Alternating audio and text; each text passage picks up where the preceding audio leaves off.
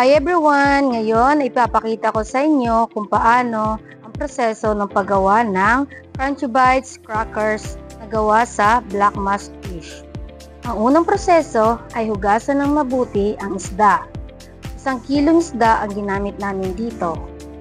Ito ang mga ingredients na kailangan sa pagmamarinate. Una, 1 pirasong sibuyas, 1 piraso ng luya, at 1 piraso ng bawang. At syempre, hindi mawawala ang lemon, 1 lemon. Hahatiin yung lemon sa gitna at yung kalahati ay hihiwain at yung kalahati naman ay kukunin lang ang katas. At kapag handa na ang mga ingredients, ilalagay na natin ito sa isda at paghahalo-haluin.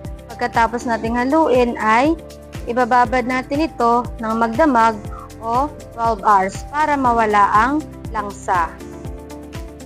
Pagkatapos ibabad ito ng magdamag, ay kinabukasan ay ating huhugasan ng mabuti ang isda. At ngayon, habang hinahanda ang mga ingredients, ay magpapakulo tayo ng mainit na tubig. At ilalagay natin yung mga isda. Pagkatapos ilagay ang isda, ay isusunod naman natin yung 2 pirasong luya at 1 pirasong lemon na hiniwa. Pagkatapos nyan ay papakuluan lang natin ng 15 minutes. After 15 minutes ay ilalagay na natin siya sa malinis na lalagyan at papalamigin.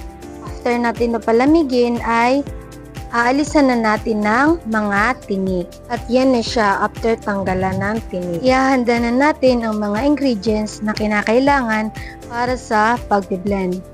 Una, ilalagay natin yung 2 pirasong hiniwang sibuyas. I-blend natin ito para madurog.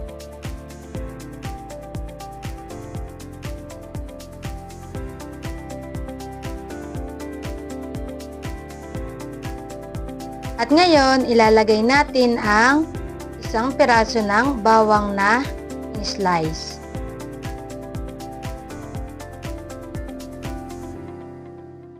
At papaikutin ulit natin para madurog. Sunod natin dyan ay ang isda na tinanggalan ng mga tinik. Paghahalo-haloin na natin ito at i-blend po ulit siya. Sunod natin, ilalagay ang mantika at yung tubig, patis, asukal,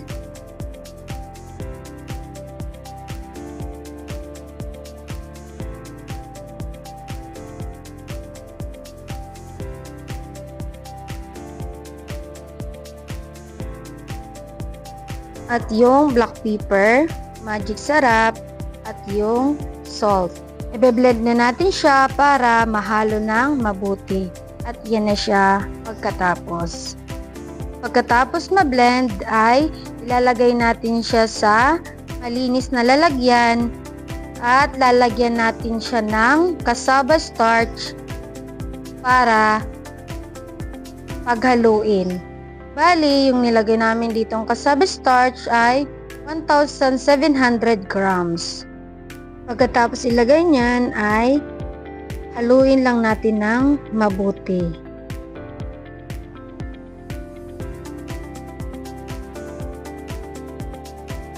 After nun, na mahalo ng mabuti, ilalagay na natin siya dyan para ma-mold siya ng maayos. After nyan ay uhulmahin na natin siya ng ganyan para maayos yung paglalaga sa kanya. Pagkatapos ay maglalaga tayo ng tubig at ilalagay natin yung mga hinulma natin. At papakuluan natin ito ng 1 oras hanggang maluto siya.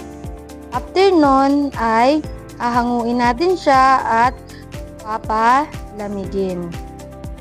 After natin siyang palamigin ay ilalagay natin siya sa ice box o kaya naman sa ref at i-freezer natin siya ng mga 4 hours to 5 hours. After niyang ma-freezer ay slice natin siya ng ganyan. After nun ay ibibilad natin siya ng isang araw kapag mainit ang panahon.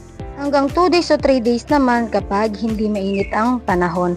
At yan na yung itsura niya kapag katapos niyang ibilad at pwede na siyang lutuin. At ito na yung luto na at ito at kapag nakalagay na siya sa aming lalagyan. Magandang araw! Ako po si Merwin Tapire, isa po sa bumubuo ng Group 1 at ang product po namin ay ang Crunchy Bites. At narito ang video reflection ng aming grupo sa naganap na product testing kasama ang BDSFI.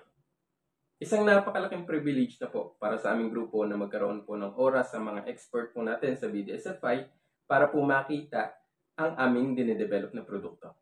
Nang sa ganon ay mabigyan pa kami ng pagkakataon na matuto at mas ma-enhance pa namin ang aming produkto na kaya naming i-offer sa market. Unahin natin kung ano yung mga nagustuhan nila regarding sa product namin. Una, ang layunin ng produkto namin. Ang produkto namin, ang pangunahing sangkap dito para po ito'y mabuo, ay ang isdang black mass. Ito po ay talamak o marami dito po sa lawa ng bae, ngunit hindi po ito gaano gusto ng mga tao kung kaya't ito po ay mababa ang market. Ngunit nang dahil sa produkto namin, maaari naming mas ma-enhance ang capability na ma-consume ang isdang ito dito mismo sa lawa ng bae. Pangalawa, ang magiging role ng produkto namin sa society. Hindi na kinakailangan na ating mga maliliit na bangkero o mangingisda na dalahin pa sa ibang lugar ang kanilang produkto para lang ito ay mabenta. Bilang isang mga entrepreneur, kinakailangan marunong po tayong tumanggap ng critics patungkol sa ating produkto. At ito ang mga sinabi ng ating BDSFI experts. Napansin nila ang visualization ng ating produkto.